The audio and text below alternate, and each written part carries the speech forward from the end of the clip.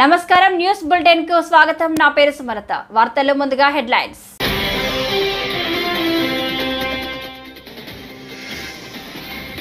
ప్రజా దర్బార్ నిర్వహించిన నారా లోకేష్ నియోజకవర్గ సమస్యలను అడిగి తెలుసుకున్న మంత్రి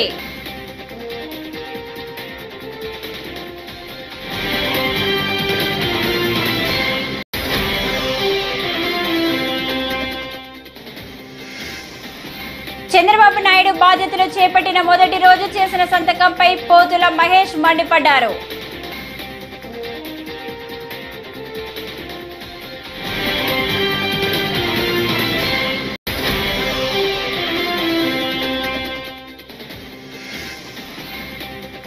గడిచిన 5 ఏళ్లలో ఆడపిల్లలపై అఘాయిత్యాలు ఎక్కువయ్యాయి. హోంమంత్రి అనిత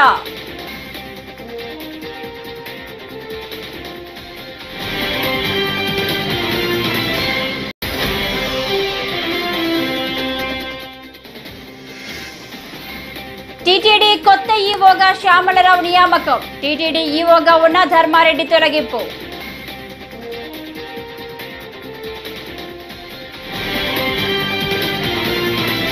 ఇక డీటెయిల్స్ చూస్తే వైకాపా ప్రభుత్వ పాలనలో ఆడపిల్లలకు రక్షణ లేకుండా పోయిందని హోంమంత్రి వంగలపూడి అనిత అన్నారు.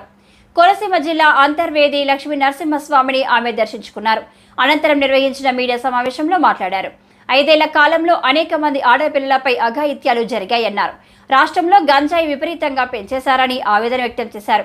పోలీస్ వ్యవస్థను వైకాపా ప్రభుత్వం నిర్వీర్యం చేసిందన్నారు. అన్ని అంశాలపై పోలీస్ శాఖ ఉన్నతాధికారులతో సమీక్షిస్తామని తెలిపారు. అంతర్వేది లక్ష్మీ నరసింహస్వామిని దర్శించుకోవడానికి రావడం జరిగింది. నేను ఎన్నికల ప్రచారం కూడా స్టార్ట్ చేసేటప్పుడు కూడా అంతర్వేది వచ్చి లక్ష్మీ నరసింహస్వామిని దర్శించుకొని ఆ తర్వాత ఎన్నికల ప్రచారం కూడా స్టార్ట్ చేయడం జరిగింది. అందులో భాగంగానే గెలిచిన తర్వాత వద్దామని నేను ఇక్కడికి అనుకున్నాను.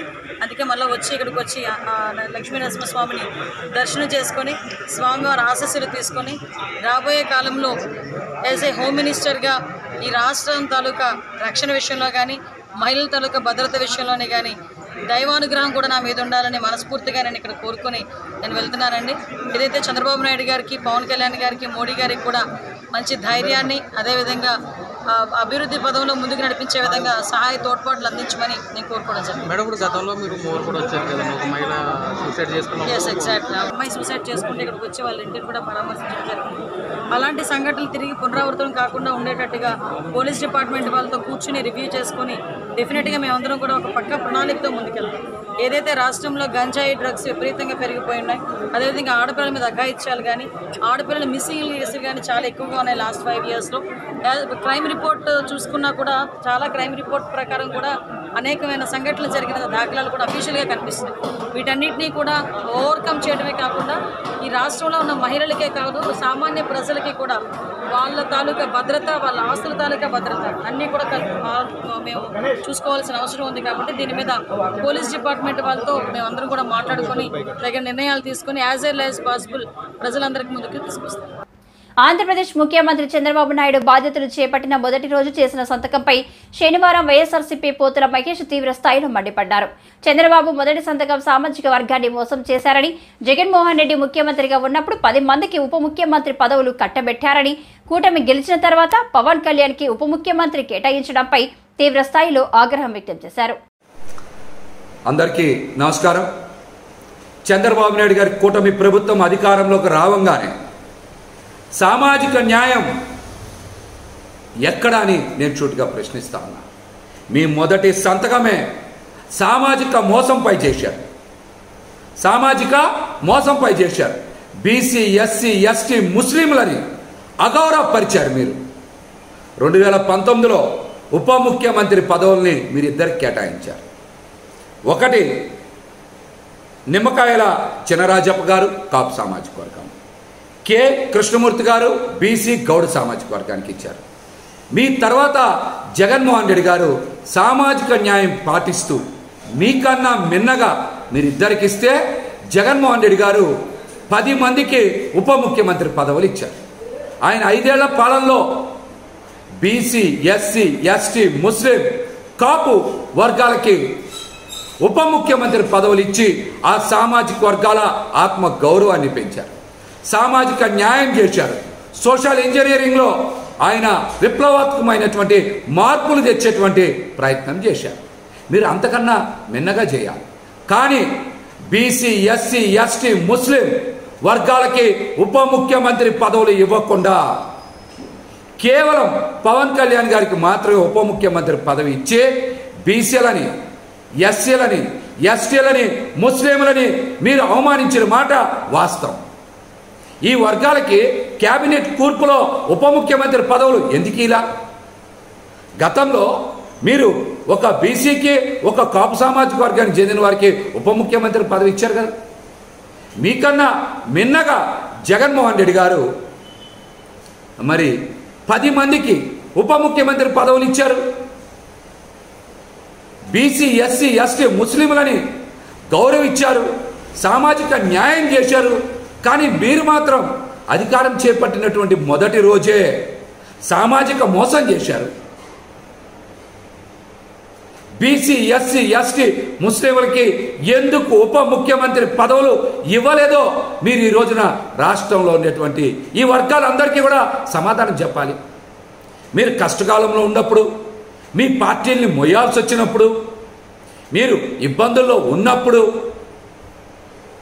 మీకేమో కేసులు పెట్టించుకోవాల్సి వచ్చినప్పుడు బీసీలు, ఎస్సీలు, ఎస్టీలు, ముస్లింలు, కాపులు అందరూ కావాలి మీకు. కానీ అధికారంలోకి వచ్చినప్పుడు మాత్రం ఈ వర్గాలకి ఎందుకు సముచిత స్థానం కేటాయించలేదు? దీనికి సమాధానం చెప్పండి.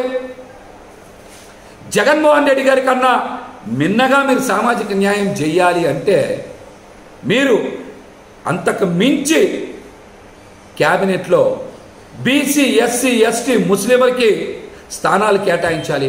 కేటాయించకుండా ఉప ముఖ్యమంత్రి హోదానే ఈ వర్గాలకు ఇవ్వలేదంటే మీరు బీసీ, ఎస్సీ, ఎస్టీ, ముస్లింలని అవమానించినట్టే కదా. ఈ విషయం మీద మీరు రాష్ట్ర ప్రజలతో పాటు ఈ వర్గాలకు కూడా సమాధానం ఇవ్వాలని మేమైతే డిమాండ్ చేస్తాను. జగన్మోహన్ రెడ్డి గారు చేసినటువంటి అద్భుతమైనటువంటి సామాజిక మార్పు, సామాజిక న్యాయాన్ని ఇప్పటికైనా సరే బీసీ, ఎస్సీ, ఎస్టీ, ముస్లింలు, కాపులు గుర్తించాలి. అత్యధిక స్థానాలు కాపు సామాజిక వర్గాన్ని కూడా కేటాయించింది జగన్మోహన్ రెడ్డి గారు అన్న వాస్తవాన్ని గ్రహించాలని కూడా ఈ సందర్భంగా నేనైతే తెలియజేస్తా ఉన్నా. ప్రతిపక్షంలో ఉన్న గత 5 ఏళ్లలోనూ తన సేవా కార్యక్రమాలతో మంగళగిరి ప్రజల మనసు గెలిచిన యువనేత నారా లోకేష్ మంత్రిగా సరికొత్త ఒరవడికి శ్రీకారం చుట్టారు. మంగళగిరి ప్రజల కోసం తమ ఇంటి ద్వారాలు తెరిచే ఉంటాయని ఎన్నికల ప్రచారంలో ఇచ్చిన హామీ అమలుకు తాజాగా శ్రీకారం చుట్టారు. నియోజకవర్గ ప్రజలు ఎదుర్కొంటున్న సమస్యలను నేరుగా తెలుసుకునేందుకు శనివారం ఉదయం 8 గంటలకు ఉండవల్లిలోని తన నివాసంలో ప్రజా దర్బార్ నిర్వహించారు. ప్రజలు పలు సమస్యలను విన్నవించగా వీలైనంత త్వరగా వాటి పరిష్కారం కోసం కృషి చేస్తారని లోకేష్ హామీ ఇచ్చారు. ఇందుకోసం ప్రత్యేక యంత్రాంగాన్ని కూడా ఏర్పాటు చేసినట్లు తెలిపారు.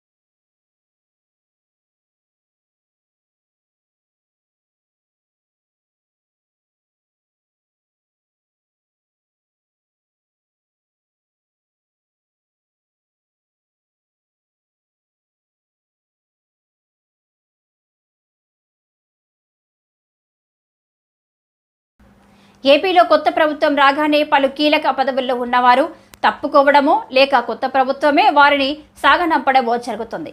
ప్రముఖ పుణ్యక్షేత్రం తిరుమల వ్యవహారాల పర్యవేక్షించే టీటీడీ తిరుమల తిరుపతి దేవస్థానం నుంచే ప్రక్షాళన చేపడతామని సీఎం చంద్రబాబు ప్రకటించారు. ఇప్పటికే టీటీడీ ఈవోగా ఉన్న ధర్మారెడ్డిని తొలగించారు. ఆయన స్థానంలో టీటీడీ కొత్త ఈవోగా జె శ్యామలరావును నియమించారు. ఈ మేరకు ఉత్తర్వులు జారీ అయ్యాయి. కాగా తొలగింపునకు గురైన ధర్మారెడ్డి సెలవుపై వెళ్లారు. శ్యామలరావు ప్రస్తుతం ఉన్నత విద్యాశాఖ ముఖ్య కార్యదర్శిగా ఉన్నారు. ఆయన గతంలో జలవనరుల శాఖ ముఖ్య కార్యదర్శిగా కూడా పనిచేశారు.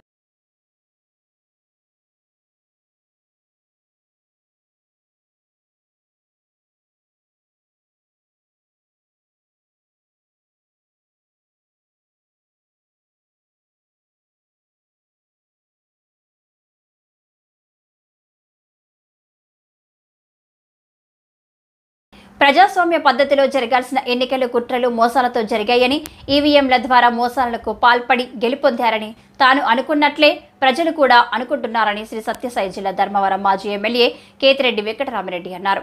శుక్రవారం ఆయన ధర్మవరంలోని తన నివాసంలో ఈవీఎంల ద్వారా దేశవ్యాప్తంగా ఎన్నికల్లో మోసాలు జరిగాయంటూ డెమో ద్వారా వివరించారు.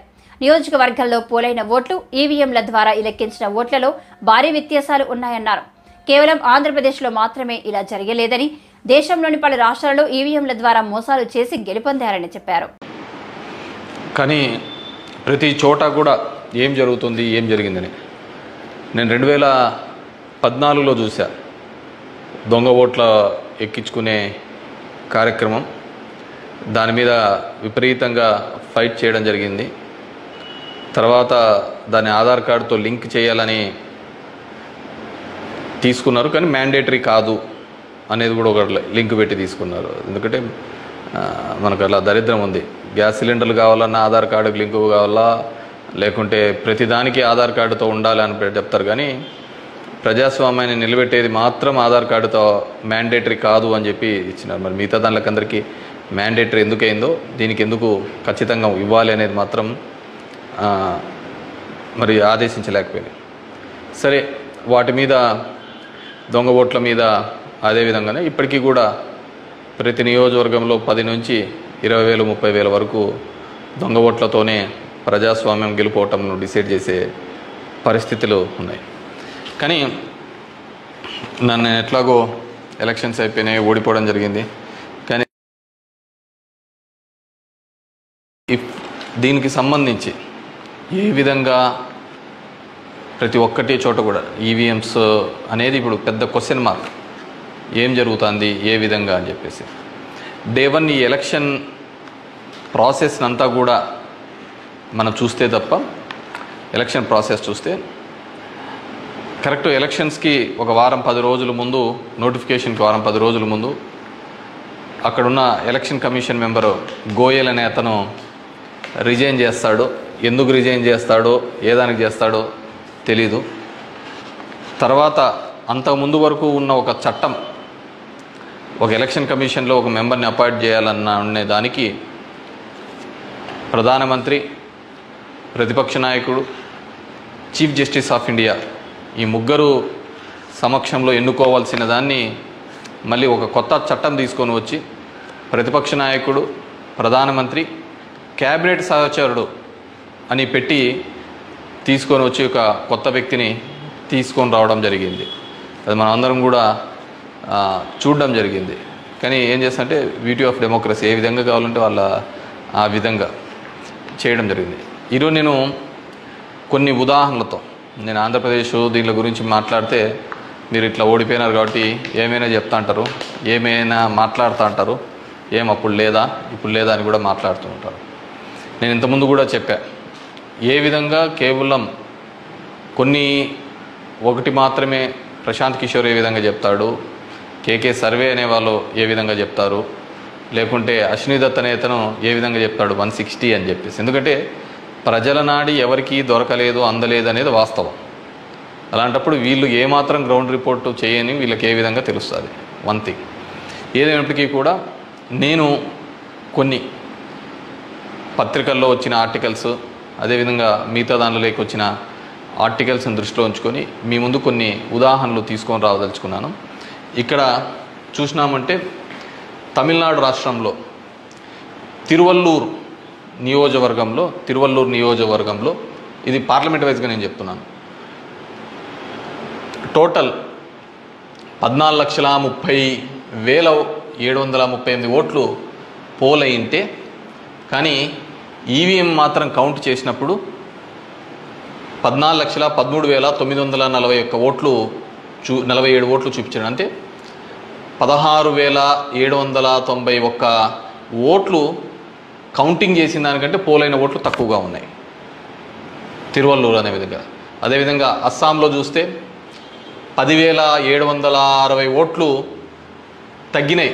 అంటే వీళ్ళు కౌంట్ చేసిన దానికి వీళ్ళు ఈవీఎంలో ఇచ్చిన దానికి పోలింగ్ అయిన దానిలోకి చూస్తే పోలింగ్ అయినది చూస్తే 12,40,306 అయితే ఈవీఎంలో కౌంట్ చేసిన దానిలకు 12,29,546 ఓట్లు ఉన్నాయి.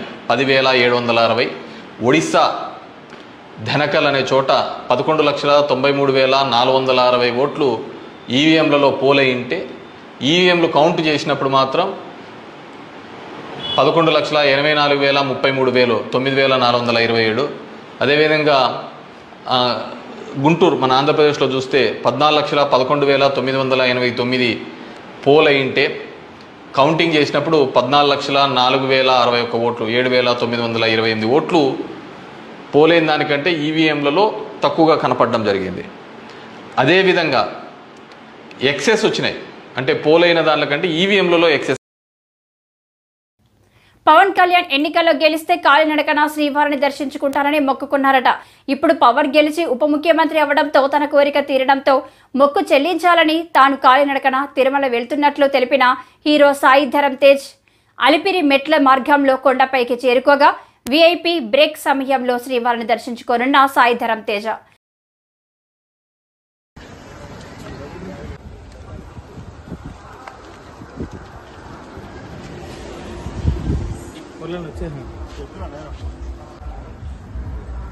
ఇంకొచ్చేసాను నా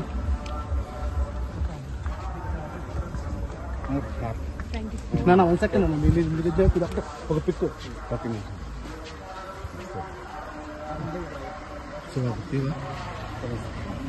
నమస్తే బాబు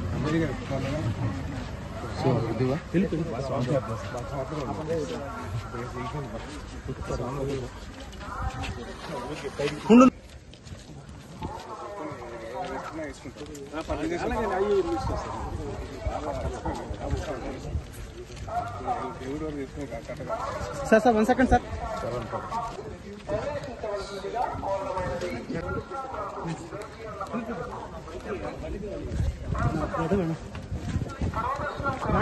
చెప్పేసాను అన్ని భక్తులతో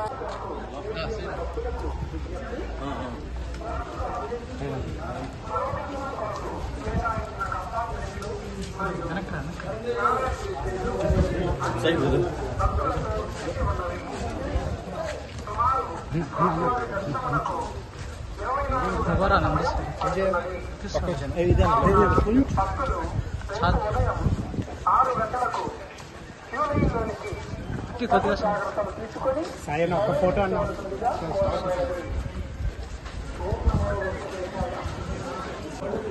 కొడతా పోరా ఫోటో ఫోటో ఫోటో